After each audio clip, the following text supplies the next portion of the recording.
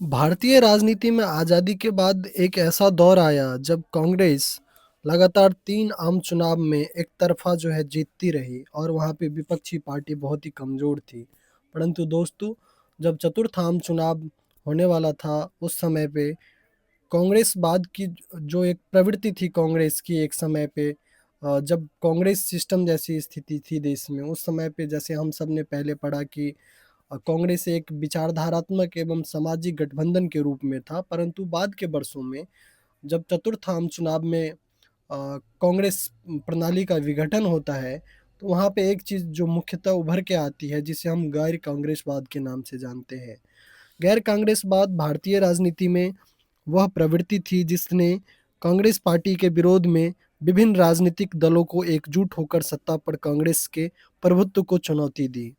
ये सभी दल कांग्रेस को सत्ता से हटाने के लिए 1970 के दशक में वैचारिक मतभेद को किनारा करके एक साथ आए थे।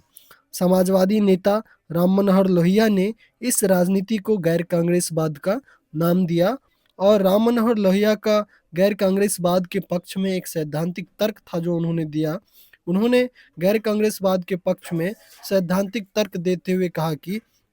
कांग्रेस का शासन अलोकतांत्रिक और गरीब लोगों के खिलाफ है, इसीलिए गैर कांग्रेसी दलों का एक साथ आना जरूरी है। गरीब के हक में लोकतंत्र को वापस लाया जा सके।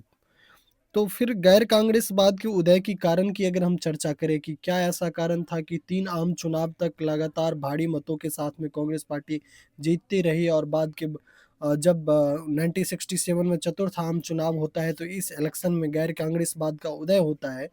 कि अलग-अलग विचारधारा के लोग जो थे वो अलग-अलग विचारधारा की जो पार्टियाँ थी वो सभी एकत्रित होकर के चुनाव लड़ती है और कांग्रेस को कड़ी टक्कर मिलती है और कई राज्यों में कांग्रेस पार्टी की सरकार नहीं बन पाती है। परंतु केंद्रीय स्तर पे कांग्रेस पार्टी की सरकार 1967 में भी बनती है बहुमत के साथ में। लेकिन फिर भी विचारधारात्मक रूप से भारतीय राजनीति के लिए एक महत्वपूर्ण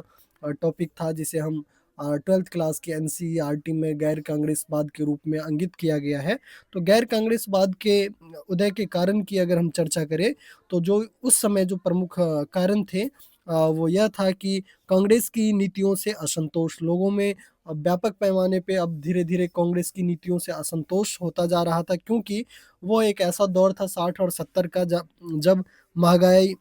बेरोजगारी, खाद्यान्न संकट जैसी स्थिति से जो है जन असंतोष जो है बढ़ती हुई जा रही थी और इस प्रकार से लोग जो है कांग्रेस की नीतियों से जो है धीरे-धीरे असंतोष हो रहे थे। कांग्रेस का लंबा एक दलीय शासन था, जैसे कि 1952 में पहली बार भारत में इलेक्शन हुआ और कांग्रेस पार्टी की सरकार बनी और 3 आम चुनाव तक 1967 में जब चतुर्थ आम चुनाव हुआ, उससे पूर्व तक जो है कांग्रेस पार्टी लगातार जो है एक छत्र जीतती रही राज्यों में भी और केंद्रीय स्तरों पे भी। और कांग्रेस अगर 1957 की अगर हम देखें केरला में जो है 1957 में एक गैर कांग्रेसी सरकार बनी कम्युनिस्ट पार्टी की जो बहुत दिनों तक चल नहीं पाई थी और वहाँ भी राष्ट्रपति शासन लगा दिया गया था। इसके अलावा कोई भी एग्जाम्पल नहीं मिलता है देश की राजनीति में इस प्रकार के कि 1967 से पूर्व इस प्रकार के गैर कांग्रेसी सरकार बने हो। तो इन सभी चीज़ों को हम कांग्रेस सिस्टम में पढ़ चुके हैं। तो जब कांग्रेस सिस्टम का विघटन हुआ तो उसके पीछे मुख्य जो वजह थी वो गैर कांग्रेसवाद का उदय था कि कांग्रेस का जो लंबा एक दलीय शासन था, लोग धीरे-धीरे इनके शासन को, इनकी नीति को जो है इन परिस्थितियों के लिए ज़िम्मेदार मानने लगे थे। महँगाई के लिए, बेरोज़गारी के लिए, खाद्यान्न संकट उस समय में अकाल की वजह से हुई थी। देश में 2 युद्ध भी हो चुके थे, तो इस हिसाब से आर्थिक स्थिति देश की कमज़ोर होती हुई जा रही थी। तो इसके लिए भी कांग्रेस की नीतियों को जो है दोषी माना गया और इस हिसाब से एक दलीय लंबा शासन जो था, तो लोकतंत्र के विकल्प की आवश्यकता के रूप में लोगों ने देखा, अन्य दलों के ऊपर में भी भरोसा जताना आरंभ किया और चतुर्थ आम चुनाव में ये देखने को मिला कि विभिन्न-विभिन्न विचारधारा के लोग एकत्रित हुए और एक साथ आकर के चुनाव लड़े। सरकार के खिलाफ उन्होंने विरोध प्रदर्शन भी किया। उस समय पे हड़ताल जैसी चीज़ों भी चल रही थी। तो ये एक दलीय शासन के लंबा एक दलीय शासन के अगेंस्ट भी ये चीज़ें उभर कर के आया था। 1967 के चुनाव परिणाम की अगर हम बात करें तो कई राज्यों में कांग्रेस को जो है बहुमत नहीं मिला था। 9 राज्यों में कांग्रेस पार्टी का बहुमत नहीं मिल पाया था, परंतु 7 2 ऐसी राज्य थी जहाँ पे कांग्रेस ने फिर भी सरकार बनाया, 7 राज्यों में कांग्रेस पार्टी की सरकार नहीं बन चुकी थी। दोस्तों हम 1967 के जो चतुर्थ आम चुनाव है उसके ऊपर में एक विस्तृत चर्चा करेंगे किसी अन्य वीडियो के माध्यम से। यहाँ हम गैर कांग्रेसवाद के ऊपर में चर्चा कर रहे हैं। तो आइए हम देखते हैं आगे गैर कांग्रेसवाद को। एकजुट हुए दल, यानी गैर कांग्रेसवाद के उदय के ये कारण थे, और जो दल इस समय पे एकजुट हुए, जो दल एकत्र होकर के चुनाव लड़े अगेंस्ट कांग्रेस के अगेंस्ट, तो यहाँ पे अगर देखा जाए तो एक तरफ तो कांग्रेस पार्टी थी और दूसरी तरफ ये सभी दल थी जो कांग्रेस पार्टी के अगेंस्ट में थी, जिन सब ने मिल करके, और इन सब के विचारधारा भी अलग अलग थे, और इन सब ने मिल करके कांग्रेस पार्टी के अगेंस्ट में 1967 में जो है चुनाव लड़ा था। तो समाजवादी विचारधारा के लोग जो समाज थे, जनसंघ थे, जिसे हम दक्षिणपंथी पार्टी के रूप में जानते हैं, कम्युनिस्ट पार्टी थी, जिन लेफ्ट पार्टी थी, और कई अन्य जो है क्षेत्रीय दल मिल करके एकत्र हुए थे और एकजुट होकर के जो है सरकार के खिलाफ, उस समय की जो सरकार कांग्रेस पार्टी की थी, और कांग्रेस पार्टी सबसे मजबूत पार्टी थी, तो कांग्रेस पार्टी के अगेंस्ट इन सब ने चुनाव लड़ा और राजनीति में पार्टिसिपेट किया, चुनावी राजनीति में। तो इन सभी दलों ने मिलकर के जो सरकार बनाया था उसे संयुक्त विधायक दल का नाम दिया गया। क्योंकि 7 राज्यों में जैसे हमने देखा कि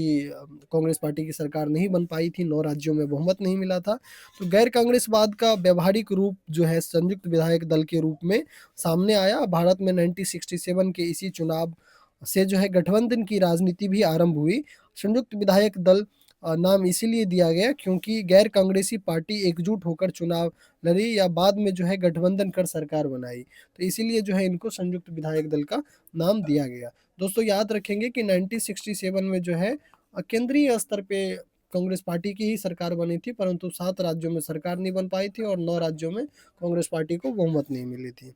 अलग अलग विचारधारा की पार्टी ने भी जो है गठबंधन बनाया, जैसे कि हमने ऊपर भी देखा कि अलग अलग विचारधारा के मानने वाले और अलग अलग पार्टी सब गठबंधन बना के चुनाव लड़े थे 1967 में। तो बिहार में जो पार्टी गठबंधन जिनके द्वारा किया गया वो 2 समाजवादी पार्टी थी, जिसमें एसएसपी और पीएसपी शामिल थी, और पंजाब की अगर बात करें तो इसे पॉपुलर यूनाइटेड फ्रंट की सरकार नाम दिया गया, पॉपुलर यूनाइटेड फ्रंट की सरकार कहा गया, और जिसमें कि अकाली दल जो है संत ग्रुप और मास्टर ग्रुप शामिल थी, और 2 साम्यवादी दल जिसमें कि सीपीआई और सीपीआईएम, एसएसपी और रिपब्लिकन पार्टी एंड तो भारतीय जनसंघ भी जो है इसमें शामिल थे। इन सभी को मिलाकर के जो है इसे पॉपुलर यूनाइटेड फ्रंट का नाम दिया गया। तो इस प्रकार से भारतीय राजनीति में कांग्रेस पार्टी का विघटन और गैर कांग्रेसवाद का उदय जो है 70 के दशक में होता है, और ये चीज़ें हमें देखने को मिलता है भारत के चतुर्थ आम चुनाव जो कि 1967 में हुआ था।